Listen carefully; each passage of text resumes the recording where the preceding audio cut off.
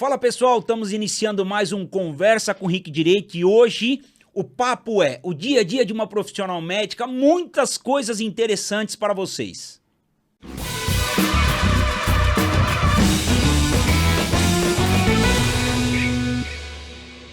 Doutora Cíntia Moraes, primeiro agradecer a tua presença. Já era para eu ter te trazido um tempão antes, mas as nossas escalas não se fecham. Mas é um prazer imenso ter você aqui. Não só, eu acredito que, não só pela tua profissão, mas por tudo que você representa, por tudo que você faz de forma inconsciente ou consciente na medicina e para os teus pacientes. Então, um prazer imenso tê-la aqui conosco no Conversa com Rick Direito. E se apresente para nós, nome, no nosso bate-papo aí. Prazer é meu, muito obrigada por ter me chamado. Para mim é uma oportunidade diferente, né? Nunca participei, enfim. Meu nome é Cíntia, eu sou médica de saúde da família, cirurgiã vascular, professora da Faculdade de Medicina da Univale e trabalho em um monte de lugares, enfim. Minha rotina é meio complicada. É uma rotina corrida. A minha primeira pergunta, eu acho que é uma pergunta que eu faria para qualquer médico. O que te levou a fazer medicina? Teve alguém da família, alguma inspiração? O que te levou? Ai, cara, olha, eu vou te dizer que minha mãe diz que quando eu tinha 7 anos de idade, eu falava assim, mamãe, eu quero ser médica de criança. Que legal. Né? Então, eu não sei te dizer qual foi o momento em que eu decidi ser médica, mas o que eu te digo é que eu sempre disse, eu vou ser médica, desde pequenininha. Eu sempre falei, eu vou ser médica.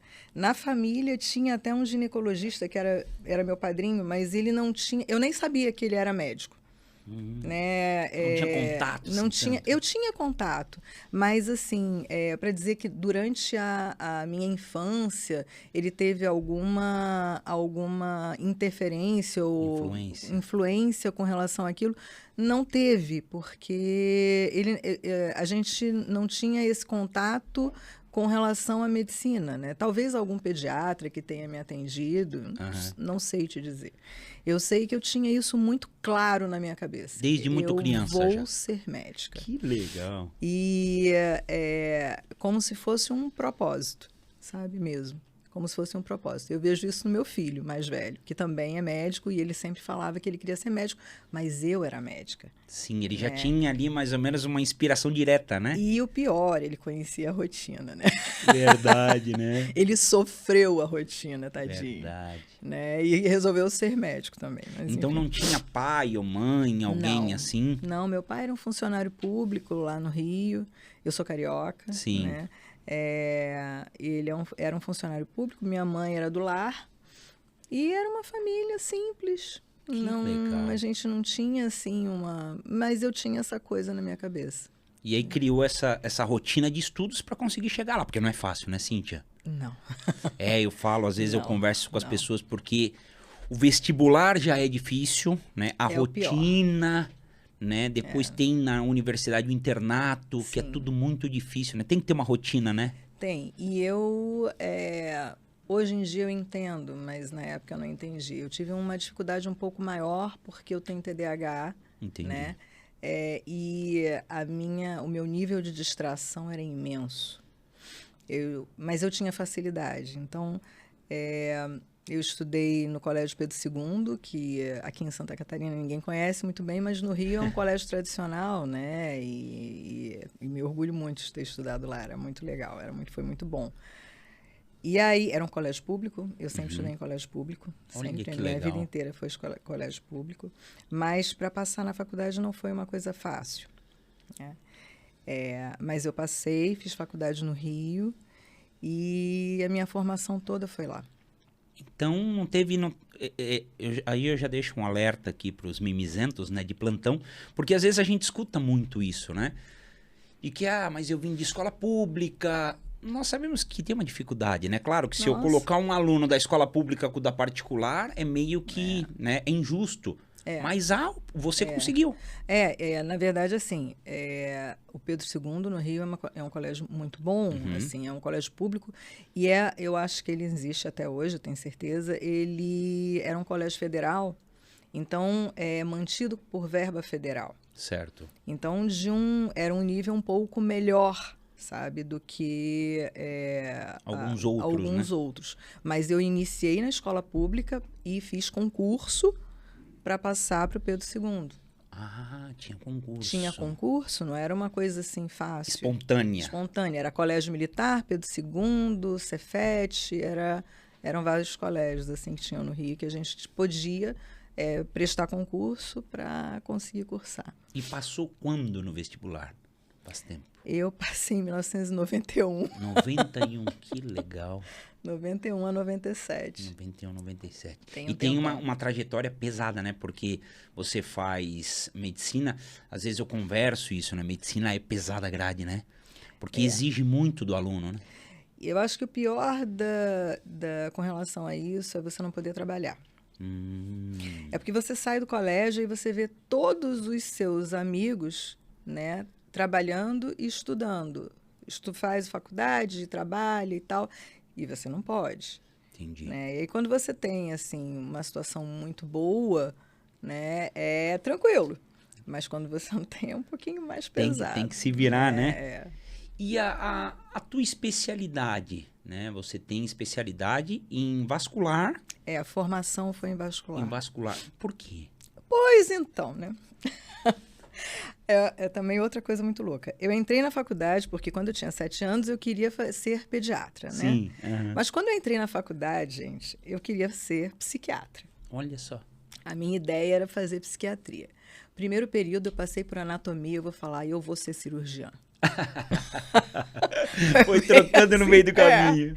E aí, não, vou ser cirurgiã, decidi no primeiro período, vou ser cirurgiã, vou ser cirurgiã, vou ser cirurgiã.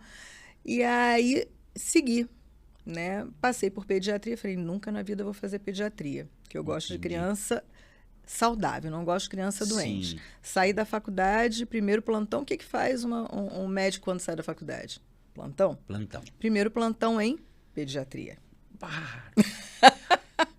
Aí eu fiquei 1 ano trabalhando como contratada, fiz um concurso, passei no concurso. Lá no Rio você podia fazer o primeiro concurso, se você passasse, no segundo você entrava. Entendi. Passei para o município de Belford Roxo. Entendi. E aí fiquei trabalhando como pediatra em emergência. Emergência pediátrica. No Rio de Janeiro, a demanda deve ser alta, né, Cíntia? Não existia nem SAMU naquela época, meu querido. Nossa! Nem SAMU. Então, na verdade, tudo desembocava ali. Loucura. Eu não sei nem te dizer como é que a gente conseguia trabalhar daquele jeito. Hoje, vendo tudo como, né? Não existia. A gente ficava, por exemplo, com uma criança querendo transferir e ligando. Nós éramos quem fazíamos a regulação. A gente atendia e fazia a regulação. E chegava uma hora, e isso aconteceu várias vezes, que você botava a criança na ambulância e ia correr ao Rio de Janeiro para pedir vaga. E as portas se fechavam porque não existia uma referência. Hoje a gente está no SIS, tem o Marieta como referência, né? No Rio não existia isso, não existia referência. E quando você chega no primeiro plantão, Cíntia, entrou para dar o primeiro plantão, qual que é a sensação? Medo? Cara, o meu primeiro plantão foi para te expulsar, assim, né? Porque era Belford Roxo, uma cidade com muita dificuldade na época. Na verdade, primeiro plantão chuvoso, chovia muito. Era como se fosse um PA, pronto atendimento. Certo. Não era um hospital, era um PA, um pronto atendimento. Mas era o que tinha lá, né, na cidade. É uma cidade da Baixada Fluminense, no Rio. Uhum. E teve um desabamento. Tu tá brincando? No primeiro? No primeiro plantão. Mas tava de meia. Olha... Cara, eu não vou te dizer que eu não sei. Porque foi tão louco o negócio. Meu Deus, cara. E aí teve um desabamento. E adivinha quem foi pro desabamento? Meu Deus. Nós. E aí o clínico trouxe, teve um desabamento, caiu uma laje em cima de uma casa, que era um barraco. Meu pai amado. Com uma família, e tinha uma mãe com 5 filhos. Barbaridade. Aí foram indo a primeira ambulância, trouxe a mãe, a segunda ambulância, trouxe nós éramos 3 pediatras e 3 clínicos no plantão. Aí foi a primeira pediatra, aí um clínico trouxe uma criança, eu sei que no final eu trouxe a última, que foi a única que morreu. Na verdade, assim, eu já peguei ela em óbito, praticamente. Em óbito. Que era um bebê de 3 meses, eu acho. Nossa. E a laje caiu em cima do berço. Nossa. Teste de ferro. Não, assim, eu voltei para casa pensando em quase desistir da medicina naquele momento, né? Era um plantão de 24 horas, foi assim, eu falei, não, isso não é, senhor. Isso não é para mim. É para continuar mesmo, de verdade? Aí não então vamos continuar. E é muito interessante isso, né? Porque hoje nós vivenciamos o dia a dia, né, de muitos médicos vindo, e é interessante você explicar isso, porque tem muitos médicos novos que estão ingressando na medicina e vão passar pela mesma situação. Sim. Lógico que não nessa situação assim aguda de ter um desabamento, mas o primeiro plantão ele é muito pesado, né? No Rio era um pouco diferente daqui, tá? Por exemplo, no 5º período, no 5º ou 6º período, a gente podia, se a gente tivesse vontade, né, fazer provas, porque existiam hospitais no Rio que remuneravam o acadêmico. Olha, que legal. Então, a gente tinha, por exemplo, eu fiz uma prova, entrei no Hospital do Andaraí, no Rio, né, e nós éramos 21 acadêmicos. E a gente trabalhava no Hospital do Andaraí, eu acho que todo mundo sabe, o Hospital do Andaraí é um hospital grande, é uma emergência grande que tem lá no Andaraí. E a gente trabalhava lá como acadêmico. Eu trabalhei lá por 2 anos como acadêmica. Legal. E a gente fazia plantão de 24 horas no domingo, porque eu tinha aula dia de semana, a gente fazia plantão de 24 dando horas. Essa experiência prévia. Então, né? a gente... E assim, o Hospital do Andaraí fica no pé da favela, no pé do morro. Sim. Né? Tem ali a Rua Leopoldo, então toda hora tinha confusão. Era baleado, esfaqueado toda hora. E era o tráfico querendo entrar no hospital para pegar a gente lá dentro. Então, assim, eu não tinha... Quando eu comecei a dar plantão, eu já tinha um pouco de know-how... Uma certa experiência, né? Em confusão. Já sabia que vinha... confusão, Não imaginava que vinha um desabamento, mas já sabia que... Nossa, porque o problema não foi o desabamento. Foi a morte. A perda, né? A perda. Porque até um questionamento que eu vou fazer mais pra frente, mas enfim, né? As pessoas não entendem, às vezes, que os profissionais de saúde sofrem com a perda, né? Nossa. Sofrem. Porque, assim, seja médico, seja da enfermagem... nós estamos ali sempre para tentar dar o melhor. A gente está ali para ajudar a viver, né? E não para dar um atestado de óbito. Odeio dar atestado de óbito, não é uma coisa que eu gosto de fazer. Na verdade, enfim, né? Eu não fiz medicina para isso. Né? A pandemia, para nós, foi terrível por isso, né? Porque ela mexeu muito nisso. Eu me lembro muito bem que eu discutia também algumas situações ali de protocolos, enfim. Mas ninguém estava preparado para isso, né? Para lidar com estas perdas, né, Cíntia? A pandemia, eu acho que foi o momento que eu vivenciei de mais angústia na minha vida, assim. E que eu questionei muita coisa, sabe? Porque a gente viu muita coisa acontecer. Eu acho que a estrutura espiritual, a estrutura emocional, né, eram colocadas à prova, acho que de todo mundo ali, foram colocadas à prova. A gente viu colegas adoecendo, a gente viu colegas morrendo, né? Quantas pessoas que a gente conheceu que infelizmente foram embora. A gente via as pessoas em sofrimento, jovens que tinham tudo para estar bem, entrando, ficando graves e evoluindo para tubo. E logo no início a gente intubava precocemente, né? A gente foi aprendendo com o passar do tempo, né? Com a evolução da pandemia, foi muito ruim. Eu senti assim, como que é você lidar com isso e você ir para casa? Porque você tem um esposo, Sim. você tem filhos, você tem uma rotina do dia a dia. É um botãozinho que desliga? Como é que funciona isso? Então, depende. Eu vou te dizer que o dia a dia eu desligo. Aham. O dia a dia como eu tenho TDAH, é muito mais fácil para mim. Certo. É uma coisa natural para mim, né?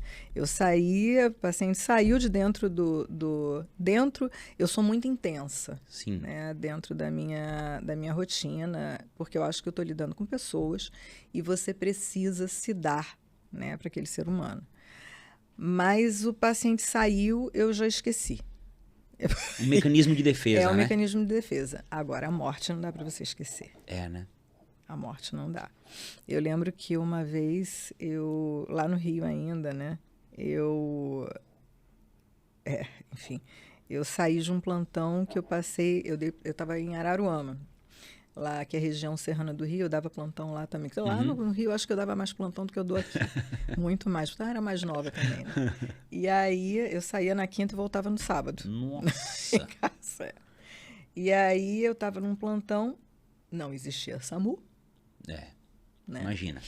E aí você pelejando com uma criança e pega o plantão com a criança já mal, entuba a criança e vai dando conta num pronto atendimento que não existia nada e você calculando hidratação e fazendo um monte de coisa, só que a criança tinha um problema cardíaco e no telefone a ligar e assim, sem um respirador, né, entubada e ambuzando, as pessoas, os técnicos, enfermeiros e médicos se revezando, ambuzando, 300 crianças para você atender. Nossa. Eu e um acadêmico, né, no plantão, não era fácil. Hoje em dia eu olho assim e falo, nossa, Que fácil, que tá que mais fácil tranquilo que tá hoje, agora, né? né? E aí você chega em casa, depois de 24 horas, óbvio, essa criança faleceu, né? Depois de 9 horas da noite, eu cheguei às 7 da manhã, às 9 ela faleceu. Eu não consigo esquecer nenhuma que eu perdi. Que interessante, Nenhuma. né? Foram 5. Tá, deixa eu te fazer uma pergunta, peraí. Quanto tempo de medicina? 27 anos. 5 em 27. Mas Crianças, né? De plantão de pediatria foram 9. 9 anos. Mesmo assim, é pouco, né, Cíntia? Porque nós lidamos muito com a perda, né? Criança não morre, né? Criança não é para morrer.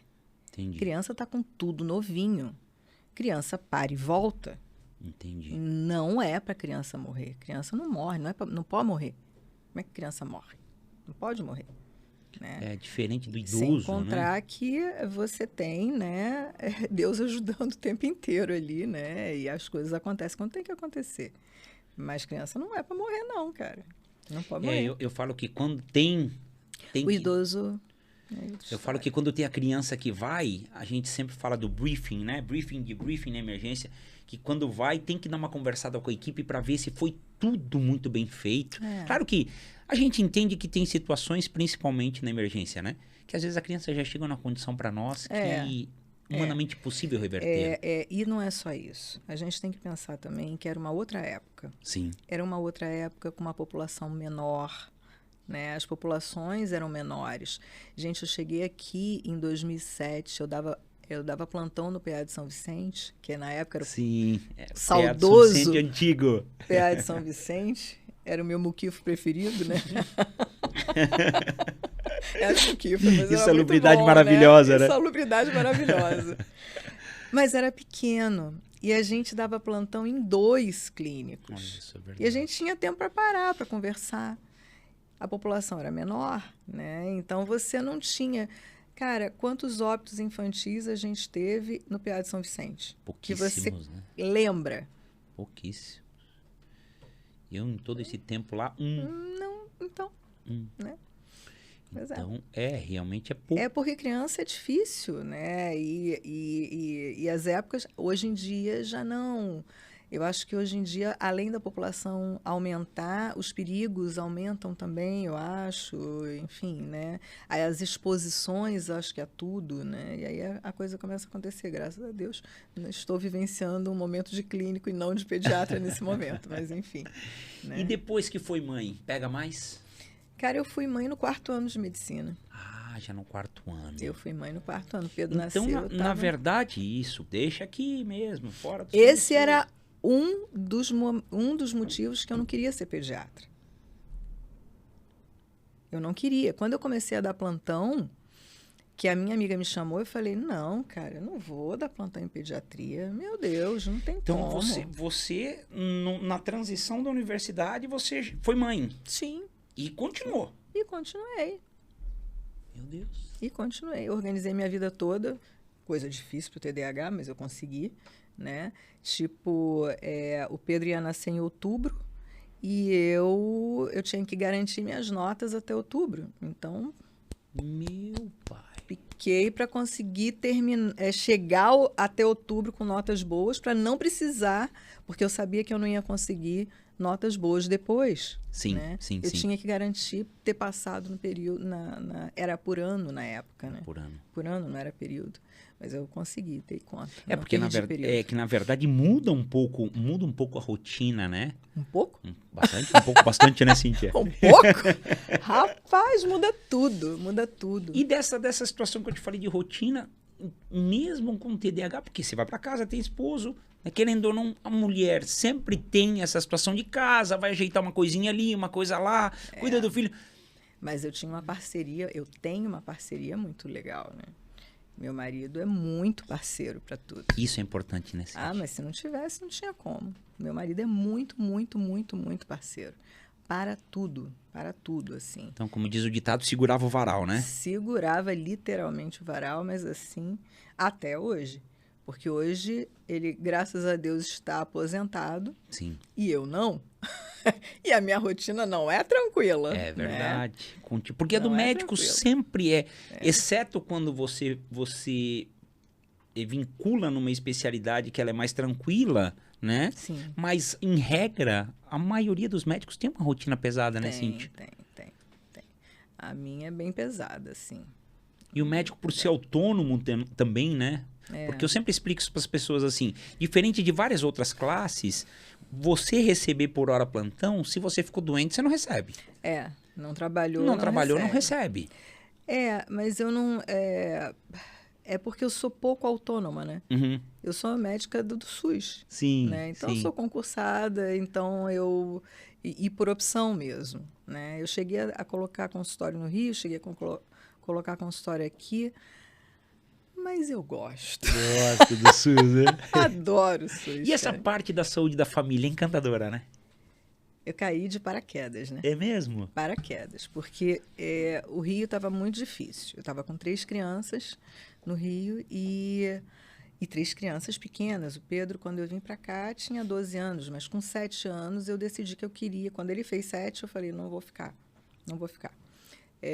O meu marido eu tenho um enteado e 2 filhos. Certo. Né? Mas para mim é todo mundo meu, então... Tudo filho.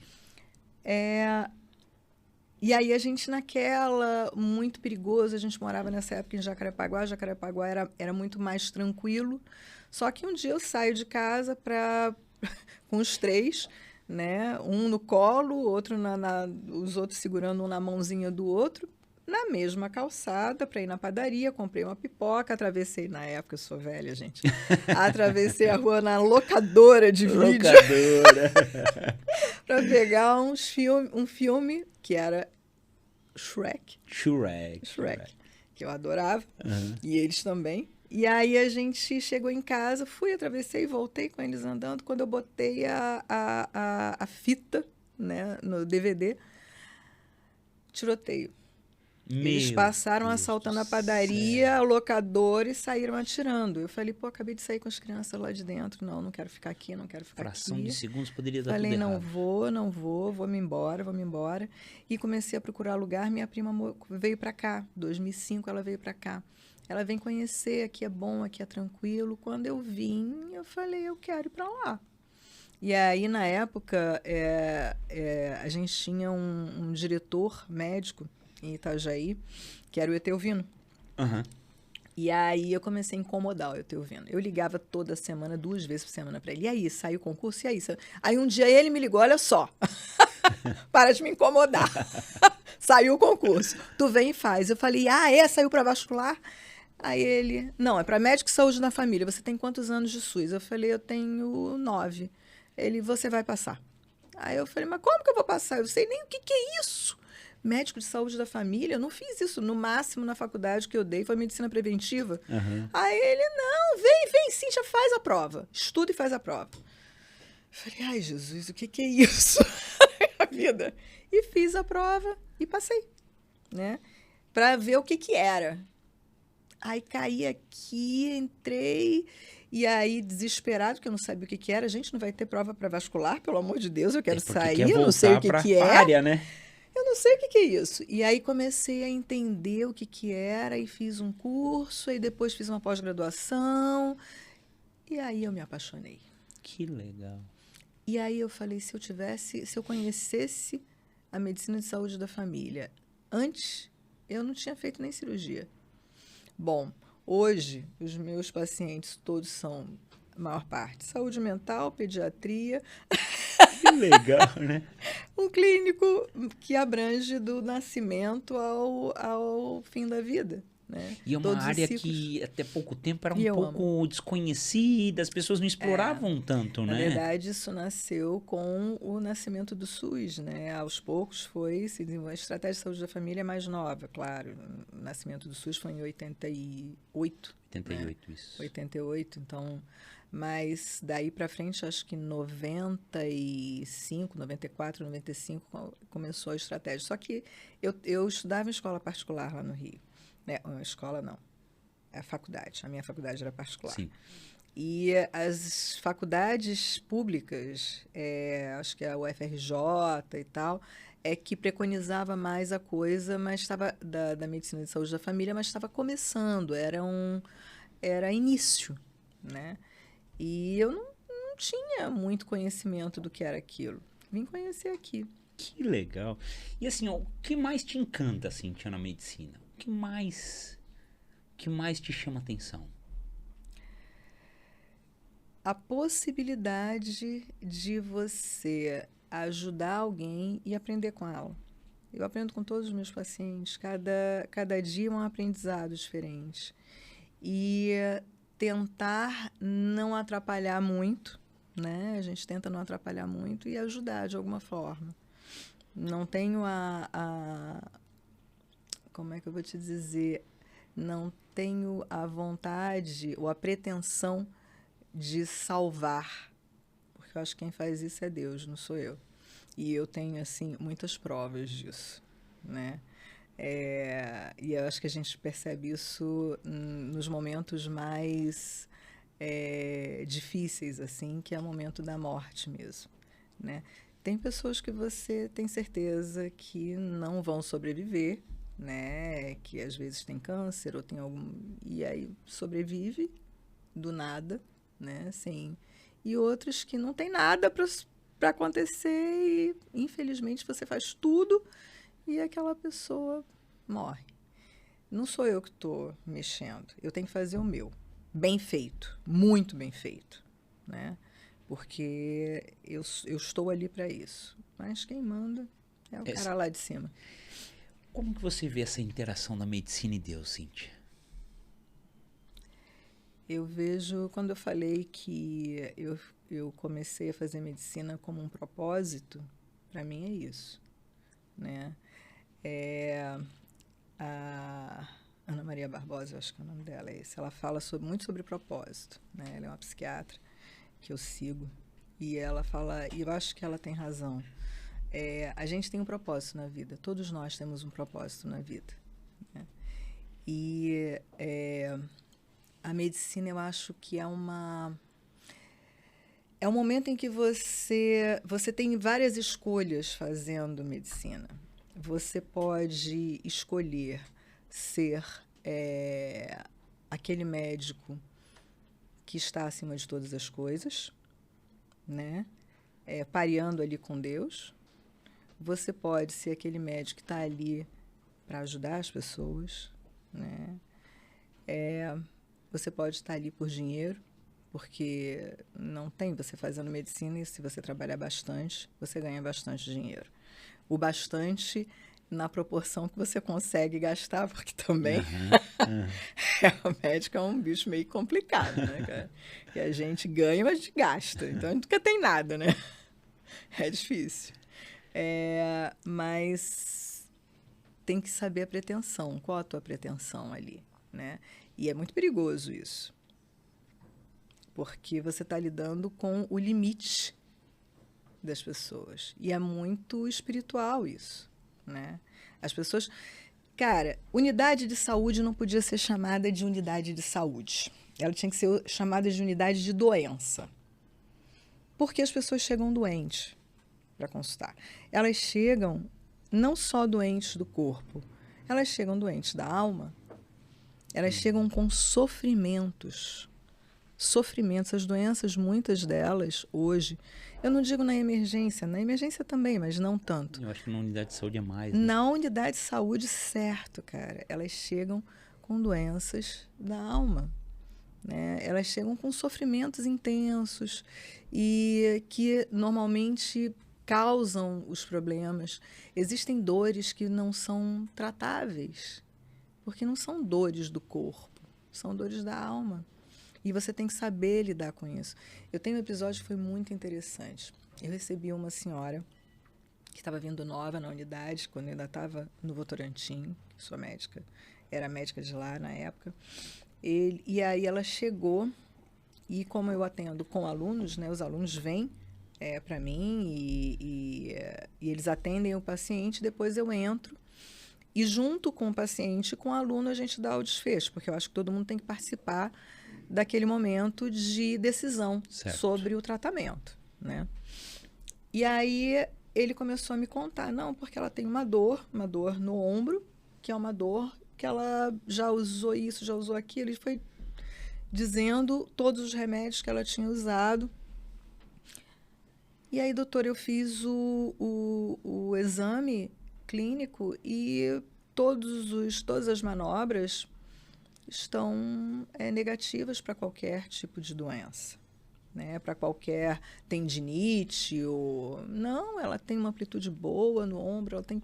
Ali, tá. E como é que é? E a senhora mora com quem?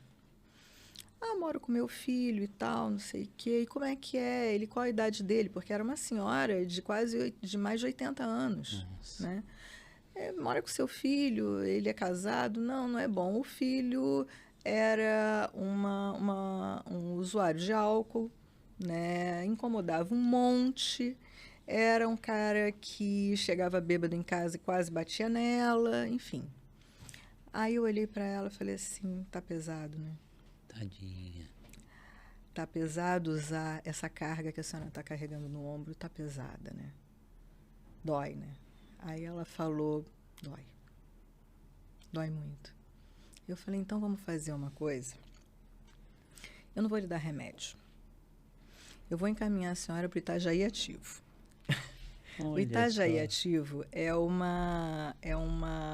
programa do governo de Itajaí que faz caminhadas. Só que lá no Votorantim, a gente tinha, e tem, eu acho que até hoje, um professor de educação física, né? Que não... todas eu costumo dizer, a gente sabe, né, que todas as iniciativas de saúde não vêm da saúde, né? Mas não vem, infelizmente. Ou felizmente, porque eu acho que saúde não é saúde, mas sim. Enfim. Então as pessoas vêm da... não, é sim, depois eu explico por quê. Elas vêm da educação física. Então vem um professor de educação física para fazer a tal da caminhada. Só que eles chegam lá para fazer a caminhada, tem um alongamento antes e tal, são todos idosos, né? Ou a maior parte idosos, e vão fazer sua caminhada. Eles combinam festas, Olha que festa legal. junina, festa do idoso mais bonito, eles combinam viagens, eles estão sempre organizando Ativos, né? É o Itajaí Ativo, né? Isso por iniciativa do professor mesmo, né?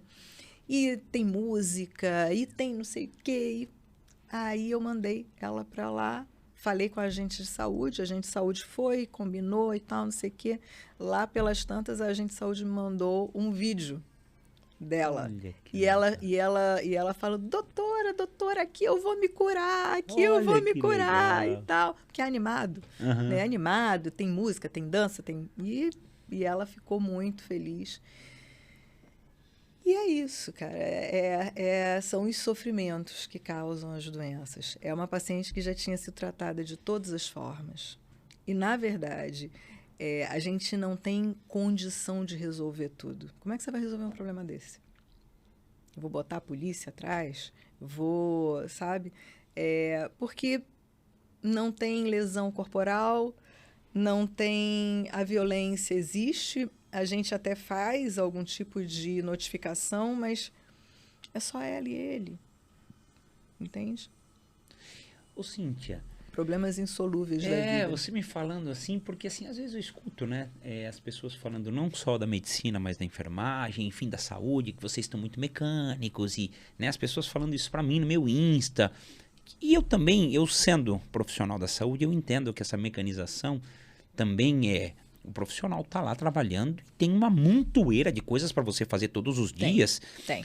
E isso acaba transformando a tua rotina numa rotina meio Charles Chaplin mesmo, né? Porque é isso. Mas você acha que tem se perdido, e eu acho que não é só a medicina, não. Eu acho que a humanidade tem se perdido nessa questão do tato, né? Porque essa situação que você me contou, ela não tem um diagnóstico. Né? Você não tratou, você não fez um anti-inflamatório, você não entrou com antibiótico.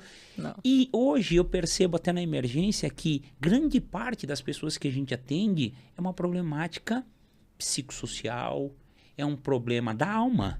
É um problema da alma. E isso me veio até uma situação que aconteceu na emergência, lá no CIS, né? Que eu fiquei assim frustradíssima. Frustradíssima por não estar num lugar onde eu pudesse dar uma atenção maior para a paciente. A paciente me chega chorando, dizendo que estava com muita dor de garganta. Uma paciente jovem, bonita. E ela, doutora, eu vim aqui para a senhora fazer alguma coisa que eu estou com muita dor de garganta. Aí eu falei, tá, mas deixa eu examinar você. E aí eu olhei, a gente tem lá o histórico anterior, né? Eu olhei no histórico anterior e ela já tinha feito uma bezetacil há 3 dias atrás, uma coisa assim. Aí eu olhei a garganta dela e falei, olha, tua garganta tá limpa, não tem nada, nem vermelha tava, pra gente dizer que era... E ela chorando, parecia muita dor. Eu falei, você tem muita azia, alguma coisa assim, né? Para pensar num refluxo, né? Não tenho, eu quero um remédio para ficar boa, logo, eu não posso ficar doente. Aí eu falei, minha linda, me explica a tua situação. Isso assim, né? Tentando não ser muito rápida, né? Sim. Eu percebi que ela precisava de atenção. E aí ela falou, doutora, a senhora não está entendendo. Eu tenho 2 filhos, um bebezinho para criar. Meu e Deus. Eu preciso ficar boa. Eu não posso ficar doente. E aí eu falei, poxa, mas eu vou te dar então um remédio para aliviar a dor e tal. Não sei o que, não tinha nada, ela não tinha. E aí ela, não, eu quero um remédio, me dá um antibiótico. Eu falei, você já tomou a bezetacil, a tua garganta não tem nada. Se tinha alguma coisa, já curou. E tal. Não, doutora, a senhora não está entendendo. Em nenhum momento ela foi indelicada. Em nenhum momento ela estava em sofrimento, sabe? E aí eu falei assim, então eu vou te dar um atestado para você ficar em casa. Ela falou assim, não, doutora, eu trabalho em home office. Eu preciso ficar boa. Eu não preciso de um atestado, eu quero ficar boa. Olha só, sincera, né? E aí eu falei, meu Deus, o que eu faço por essa mulher? E aí, infelizmente, eu não consegui ajudar ela naquele momento. porque eu não tinha tempo para sentar, para conversar. E aí eu falei, talvez uma psicóloga, uma coisa. E aí ela foi, inconformada, chorando para casa com um spray para garganta, um remedinho. Ela não tinha febre, não tinha nada, ela tinha uma dor na garganta, que talvez seja uma dor de não poder falar, seja a dor de não poder, sabe, verbalizar, de não conseguir engolir algumas coisas, que algumas vezes acontece isso, né? E eu perdi essa paciente. Aí eu botei eu tive o cuidado de colocar no prontuário dela tudo escrito direitinho, como aconteceu, o que aconteceu, para que o médico de saúde da família, na área dela, consiga tentar entender o que está acontecendo, né? E até encaminhar ela para uma psicóloga, sei lá, botar uma assistente social. Eu não sei qual o problema dela, de verdade, entendeu? Mas eu fiquei frustrada por não dar conta dessa característica, desse problema dela, que eu não conseguia ajudar. Tem atendimentos que, às vezes eu ouço o pessoal, né, dessa mecanização, enfim, e eu sempre falo, o profissional chora. Porra! O profissional chora junto com o paciente, às vezes, muitas vezes, né? Meu Deus, a gente é de carne e osso, a gente não é máquina, né? Já teve momento de atendimento que você travou? Cara... Porque nós temos aquele senso de que, puxa, aqui eu não posso titubear. Vou ter que atender. É difícil porque, como eu sou carioca, eu sou muito espontânea, né? Eu não encaro um atendimento dessa forma. Eu estou aqui, eu sou a médica, certo. Você é o paciente, não. O paciente chega, oi, tudo bom? E aí, como é que foi? Tal? O que está pegando hoje? O que você tem e tal, não sei o quê. Eu sou descontraída, mas é o meu jeito. Sim. Normal de ser, né? Então, o paciente entra, é uma conversa normal. Entendeu? Eu vou pegando tudo que eu preciso dentro daquele papo. Mas travar, eu não lembro de ter travado. Não lembro de ter travado. Eu lembro de ter me emocionado muito com o paciente, ter dado tempo dele, porque às vezes você precisa dar um tempo ao paciente, até ficar em silêncio um tempo, porque o silêncio também faz parte, né, do tratamento, da escuta, né? Você tem que dar aquele tempo ao paciente, dependendo da situação, né? Que não dá para fazer numa emergência, na unidade de saúde dá, né? Então, e eu acho que é isso que eu gosto muito, você perguntou mais cedo, na medicina de saúde da família. Eu acho que é isso que é legal, né? Você poder participar, você de alguma forma dar um conforto para o paciente, né? Não só o tratamento, né? O tratamento não é tudo. Antigamente, os médicos tinham uma forma mais prescritiva, né, de tratar. Eu venho de uma faculdade que era mais prescritora, né, que era mais biomédica, que quem importava era aquela receita que eu te dei. Eu sou a autoridade, eu te faço a receita, você cumpre o que eu estou mandando você fazer, né? Nunca gostei disso, mas enfim. Quando eu cheguei aqui, eu comecei a ver as coisas de um outro jeito, de uma outra forma. O paciente, ele precisa participar daquele momento. Então, ele tem que me dizer se eu tenho que entender se ele vai fazer aquilo ou não, por quê, e mudar a situação se for o caso. Então, doutor, eu não tenho condição de fazer desse jeito. Ou porque eu não tenho dinheiro, ou porque eu não tenho horário, ou porque a prescrição do jeito que está não dá. Então, vamos mudar, vamos fazer de outro jeito, que se adeque à tua realidade, né? E se não der, volta aqui e a gente vai reavaliar para criar o vínculo e você conseguir algum sucesso no tratamento, né? Porque senão fica uma coisa muito assim, olha, mecânica, eu fiz, né, a minha parte. Se você vai fazer ou não, que se dane, né? E aí aquele médico não está preocupado realmente com o paciente, né? Então, eu acho que essa forma de você olhar para o paciente e deixar que ele participe. Não é só isso. O paciente tem o conhecimento dele também.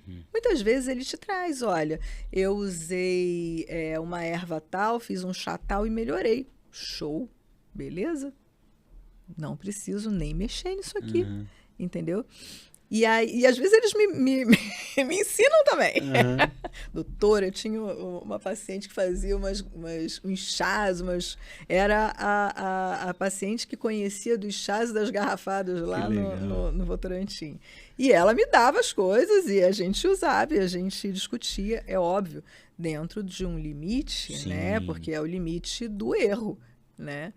Tem coisa que não dá para tratar. Você não consegue tratar, por exemplo, aí eu vou partir mais para uma varize com um chá. Não tem como, né? Exato. Você consegue reduzir talvez um edema e tal, mas tratar com chá não dá. Sim, né? sim, Então, sim. nesse momento, você não, mas aí a gente tem que ir, você discute com a paciente e ali a coisa vai. E aí eu acho que eu tenho muito mais sucesso nos tratamentos dessa forma. Né? Que é o que preconiza a medicina de saúde da família. É para ser assim. E eu acho, Cíntia, assim, ouvindo você falar, né, que é muito interessante, não é difícil. Não. É só ouvir. Não, mas é difícil. Para mim não é difícil. Mas é difícil porque não é só ouvir. Assim, Henrique, bom, uma das coisas que eu não falei, os meus pacientes eu nem exijo que me chamem de doutora, eu prefiro que me chamem de Cíntia. Então, eu odeio porque é muito mais fácil você falar com uma pessoa as coisas que você está sentindo. E nem os alunos que me chamem de professor eu odeio, mas eles de vez em quando chamam. Para uma pessoa que é igual a você do que para uma que está num patamar teoricamente acima. Entendeu? Você vai ser muito mais sincero e você vai ter um pouco mais de sucesso no que você está fazendo. E a minha ideia é ajudar, a minha ideia não é atrapalhar. Né? Não é ficar fazendo o showzinho de eu sou, né, aquela pessoa que manda e todo você poderoso. obedece, todo poderoso. Não sou Deus. Não tenho a mínima intenção disso. Mas TDAH já perdeu o raciocínio. Eu comecei a falar isso por outro motivo. O que nós estávamos falando era sobre essa situação de ouvir, né? Porque eu acredito que, claro, não é só a medicina, tá, Cíntia? Não é não. Eu acho que grande parte da área da saúde tem perdido isso. E isso me entristece, até na própria enfermagem. Porque o paciente que ele vai na emergência, como você bem salientou, tem muitas dores, né? Tem. E não é só a dor física, é a dor da alma. E eu entendo, isso eu falava para as pessoas que trabalham no SAMU. Dependendo de como você trata o teu paciente, para ele é o fim. Porque imagina, um paciente com ideação suicida. Meu Deus. Que a gente pega tanto, né, Cíntia? Ele chama o SAMU chega lá e fala assim, mas tentou se matar com paracetamol, por que não toma uma estricnina? Nossa. Né? E como a gente às vezes escuta isso, porque eu falo isso para os profissionais, o pau que dá em Chico, dá em Francisco. Eu bato na população, mas eu bato no profissional também. Sim. Né? E quantos nós já tivemos que corrigir, seja num processo ético, num processo criminal, que praticamente induziu o paciente ao erro. Sim. E o paciente, se ele chegou ao ponto, Cíntia, a vida é o bem mais precioso que a gente tem. Se ele chegou ao ponto de tentar tirar o bem mais precioso, é que tá doendo, né? Tá. Mas você já observou que nós também estamos tirando a nossa própria vida? Nós, profissionais de saúde? Vou fazer o advogado do diabo agora.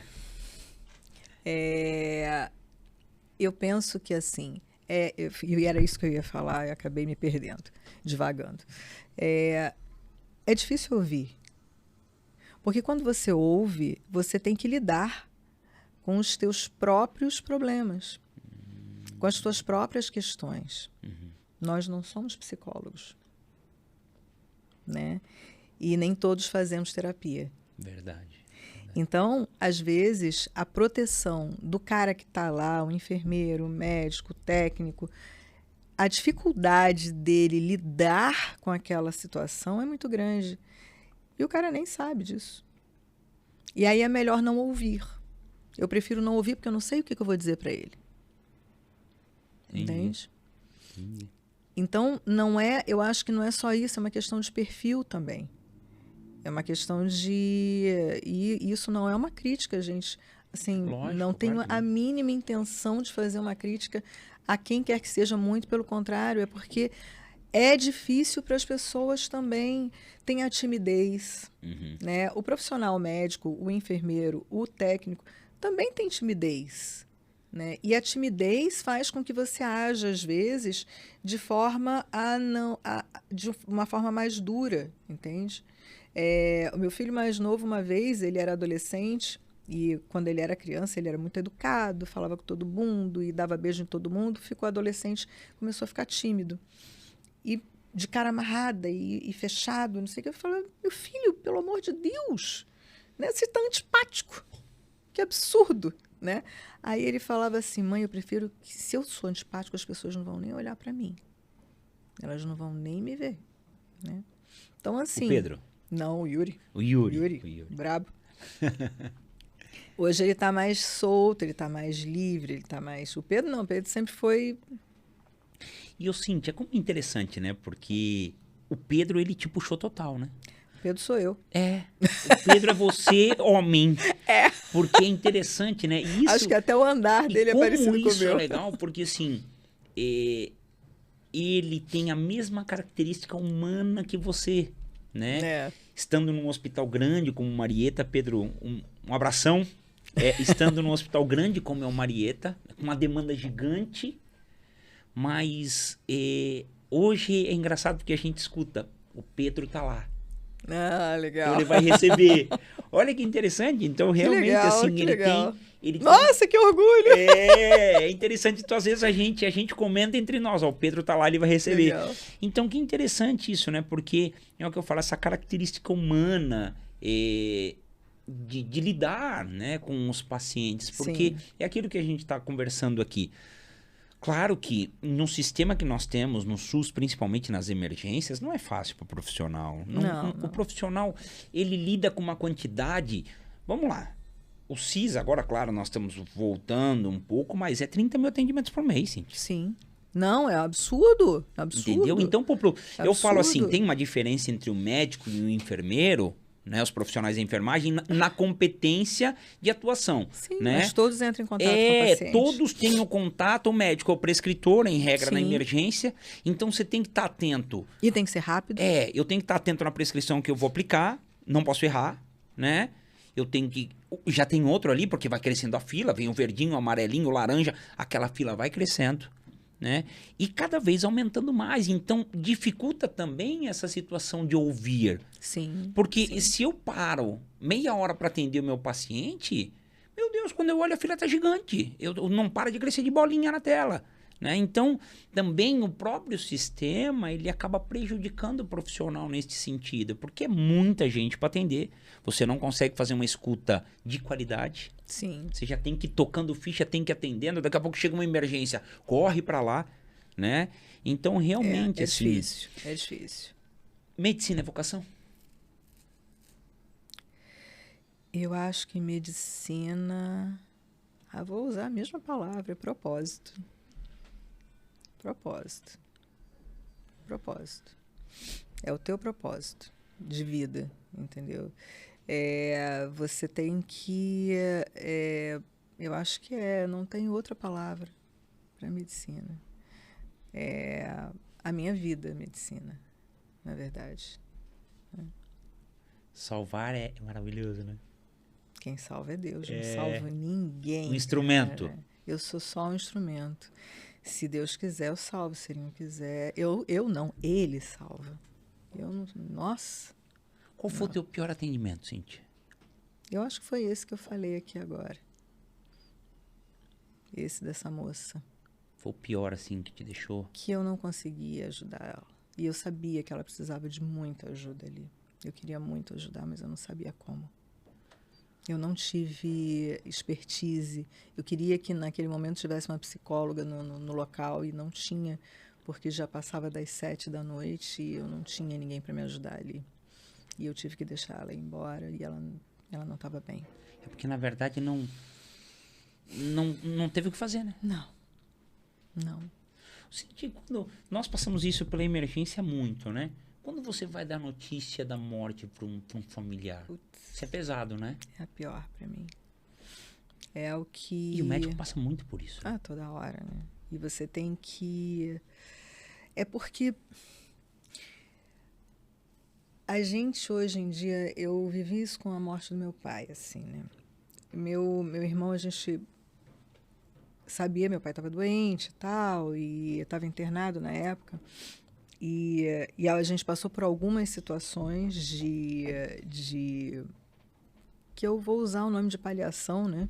Uhum. Mas, na verdade, foram ordens do meu pai, né? Ele estava na UTI e falou, eu quero sair daqui, eu não vou ficar aqui, eu não vou morrer aqui, eu quero morrer em casa. E brabo, velho era brabo. Velho era brabo. E aí ele falava, Cíntia, eu não vou ficar aqui. Você me tira daqui. E eu tive colegas maravilhosos na Unimed que assinaram para tirar ele da UTI, passar para o quarto. Depois ele falou, agora eu vou para casa. Tive que organizar minha casa para colocar ele lá dentro. E aí, conversando com a família, né? Porque eu, minha irmã e meu irmão era quem decidíamos. E minha mãe, né? Mas a minha mãe, coitada, estava naquela situação difícil. E aí o meu irmão falou assim, antigamente o processo de morte era muito mais fácil. Porque as pessoas entendiam que existiam nascer, viver e morrer. A morte faz parte da vida. Então, quando as pessoas estavam no leito de morte, a família vinha, os amigos vinham para se despedir daquela pessoa, né? Hoje em dia, a medicina cresceu tanto que a gente consegue prorrogar um tempo. Entendi. E aí as pessoas acabaram se apegando a isso para tentar manter as pessoas com elas, né? Então é muito mais difícil de você lidar com a morte. Lidar com a morte, a gente aprendeu a tentar prorrogar a vida de alguma forma, mas a gente não aprendeu a lidar com o final dela. E a única certeza que a gente tem na vida é a morte, né? Então, dar uma notícia de morte, principalmente quando é uma coisa inesperada, na emergência às vezes né? A pessoa estava em casa, passando muito bem, de repente passou mal, foi para lá, e você tenta tudo e a pessoa morre, infarta, né? E aí? Como é que aquela pessoa ainda agora estava comigo ali, conversando, tomando um chá, e agora está morto? Né? É uma situação muito difícil. Eu vou te dizer que você segue todas aquelas regrinhas, né, de não e tal, como é que foi? Pois é, então, ela chegou assim nessa situação e tal, nós tentamos isso, tentamos aquilo, mas infelizmente ela não resistiu. Essa coisa de você andar, né, fazer todo um trajeto para a pessoa ir se habituando com aquela ideia, mas ninguém está preparado no final. Você vai... Não tem uma maneira muito fácil de você dar essa notícia. Por mais que se esperasse, e pior ainda quando é de supetão, repentino, né? Eu penso que nós também, profissionais de saúde, não nos habituamos em lidar com a morte. Né? Não. E isso lida com outras coisas também, né? Que principalmente para os mais jovens que acabaram de sair da sua formação, né? Não estão habituados a lidar com o final da vida. Você está ali para salvar vidas, né? Não para aquilo acontecer na tua mão, né? E aí é difícil de você lidar isso com você. Não fui competente o bastante, né? Não era o que eu deixei de fazer, né? Por que eu perdi aquela pessoa, né? Cria uma frustração que não deveria, mas que aos poucos, com os anos passando, você vai começando a aprender, né? Eu falo que quando eu escrevi a primeira vez, Cíntia, que foi sobre protocolos na medicina de emergência, foi com a Universidade de Curitiba. Um abraço para o professor Kifuri, para a Fernanda. Colocaram a Fernanda para falar sobre diretiva antecipada de vontade. Eu só pensei, meu Deus do céu, o que fizeram comigo? Por quê?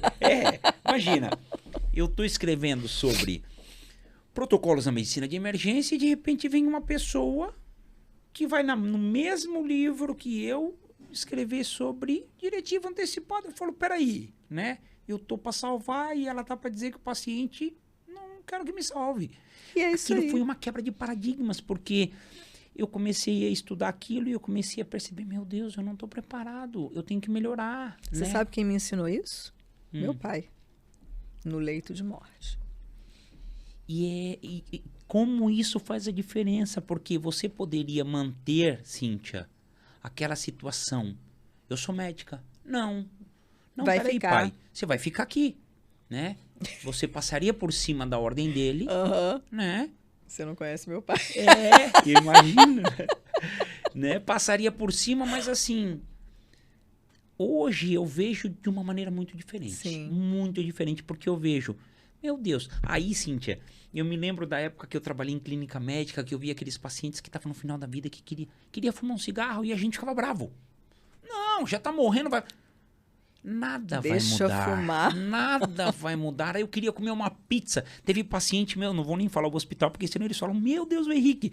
Mas eu cuidei de pacientes particulares que eu pedi pizza. Ele não podia comer, mas ele falou, eu quero uma pizza de calabresa. Cíntia, ele tava morrendo. Cara, E eu comecei a pensar aquilo ali. Eu comprei, escondido, entramos pelo hamperzinho. Hoje eu penso, eu fiz a melhor coisa pra ele. Porque assim...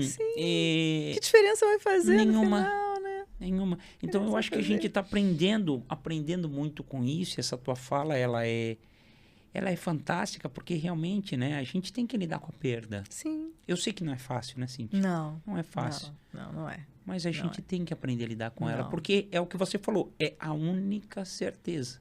É a única certeza. Seja que a gente hoje ou amanhã, né?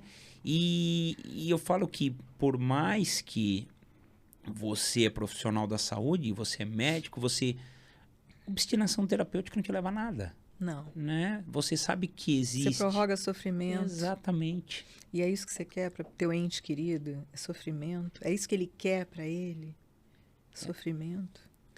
Se você fosse voltar no tempo, Cíntia, vamos voltar para 1991. Nossa. Você faria medicina de novo? 385 vezes. 1000 vezes eu faria. Eu adoro o que eu faço. Adoro o que eu faço. E eu gosto de tudo na medicina. Eu acho tudo maravilhoso. Tudo é muito legal. Né? Se você consegue colocar Deus em tudo que você faz, né? Que na verdade é Ele, a gente está dentro dele, né? A gente está nele. É a melhor coisa. É a melhor escolha da minha vida. Teve situações, Cíntia, que você estava atendendo na emergência, principalmente porque é pior, né? É a pior. Você tá ali, teve momentos em que, eu acredito que pela tua espiritualidade isso vai acontecer muitas vezes, né? Mas tem momento de que, Deus, preciso de ti aqui. Vários. Porque realmente, né, essa conexão, e eu falo que eu acredito, né, por ser da minha família evangélica, mas enfim, obviamente, né, essa conexão ela é muito importante, né, Não, Cíntia? eu acho que não tem como não ser. Não tem como você não tê-lo do teu lado. Não tem como você não pedir ajuda o tempo inteiro. Ajuda, desculpa. Porque o médico, ele tem limites, né? A gente tem os limites da humanidade. Nós somos humanos. Nós, na verdade, não somos nada sem ele. Né? E tem sempre aquele momento em que, tipo assim, daqui eu não consigo, me ajuda. Que eu não consigo mais. Você conseguiu palpar milagres assim? Sim. É difícil, assim, a gente, né, falar algumas coisas, mas durante a minha formação mesmo, uma vez eu dando plantão no município de Magé, lá no Rio. Meu Deus do céu, como é que eu tô lembrando dessas coisas todas? Olha! De 95, né? A gente dava plantão com uma professora nossa que era nefrologista, era muito boa. E chegou uma mulher que ela parou várias vezes e ela voltava. Eu nunca vi ninguém parar e voltar conversando, né? Mas Meu só Deus. lá. O marido trouxe ela nos braços. Não, minha mulher estava dormindo, parou, disseram que tinham feito não sei, um feitiço para ela, sei lá o que ela falou. E aí ela passou mal, eu trouxe ela. Aí ela estava lá conversando, daqui a pouco ela, puf, Meu Deus. parou, entuba e não sei o que lá, e massageia, não volta. Bom, vamos desistir. Daqui a pouco a mulher, puf, voltou. E isso ela fez 9 vezes. Meu Deus do céu. Só quem estava lá que lembra disso, dá a impressão até que estou contando uma coisa, né? Mas... E foi assim, grávida. Foi e voltou 9 Grávida. vezes. E era grávida de, sei lá, acho que ela tinha 5 meses, alguma coisa assim, de gestação. Aqui no PA de São Vicente, uma vez, chegou uma moça, estava trazida por um grupo de... Ela chegou nua, estava numa festa, diz que começou a dar alteração na festa, e ela se debatia e estava com um corte. E aí todo mundo tentando segurar, sedaram ela de todas as formas, todos os médicos em cima, enfermeiros e tal, não sei o quê. Daqui a pouco... E eu, assim, não estava inconformada com aquilo, sabe? Aquela moça fazendo aquele... Daqui a pouco todo mundo desistiu, saiu, vamos parar, acaba o palco e, né, vamos deixar ela lá sozinha. Aí fiquei eu, a enfermeira e uma técnica. Aí eu falei, deixa que eu vou fazer essa sutura dela. Eu fiz uma oração bem quietinha, né? Pedi para Deus me ajudar. E ela foi acalmando. Aí eu fiz a sutura dela. Ela não fez mais nada, não precisou segurar, não precisou fazer nada.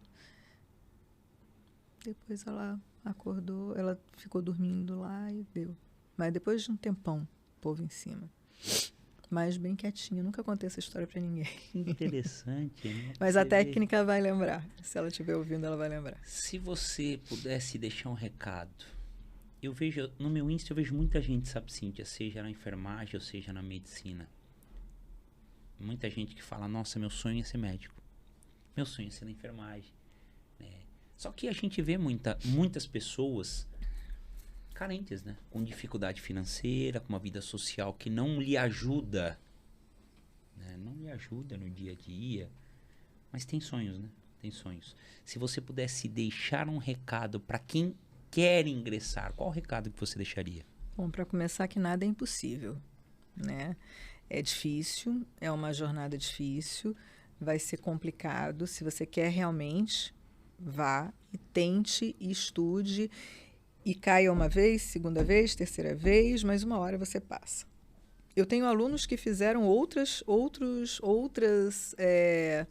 carreiras, que se formaram em outras carreiras, que já foram tudo e depois fizeram medicina e terminaram, então super bem hoje em dia.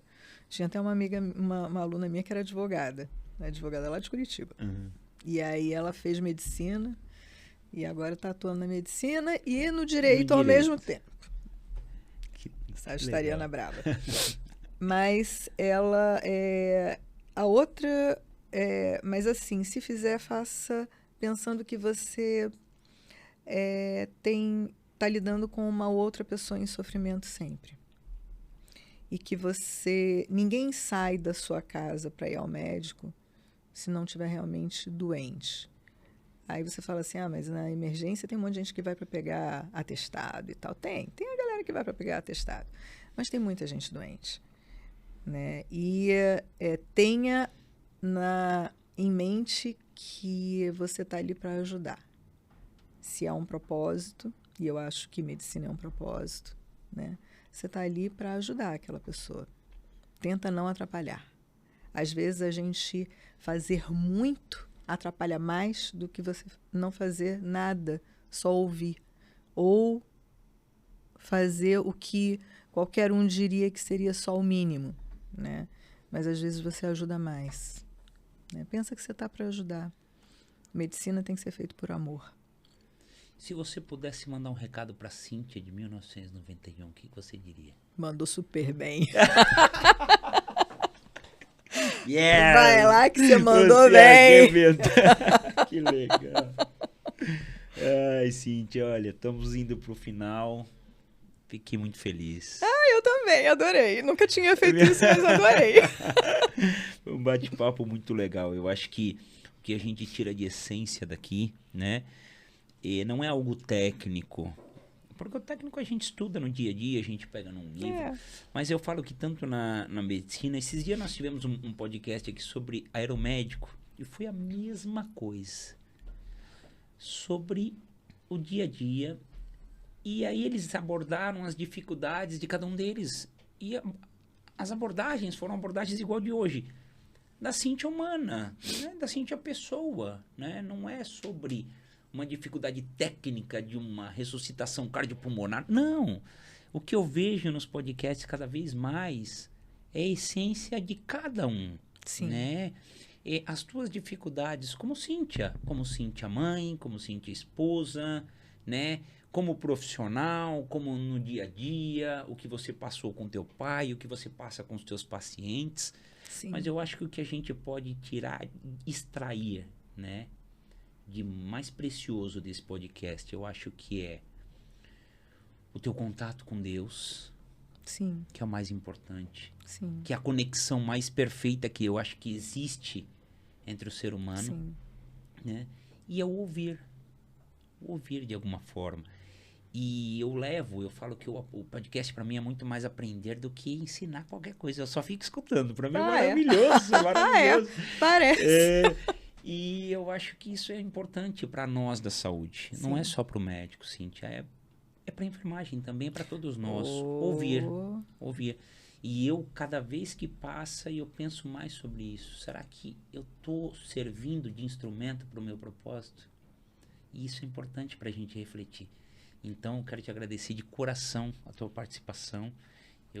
É o que eu sempre brinco pro Chuca, pra equipe, vai ter muito corte bom. Então, sim, te agradecer a cada um de vocês também. E é isso aí. Meu querido, obrigada a você por tudo. Gostou? Isso, adorei, eu acho que daqui a pouco tá amei. explodindo, fazendo mais um monte de podcast. Será, né? Meu Deus? Eu Pessoal, não sei. Beijão. Valeu. Fechamos mais um Conversa com o Rick Direito.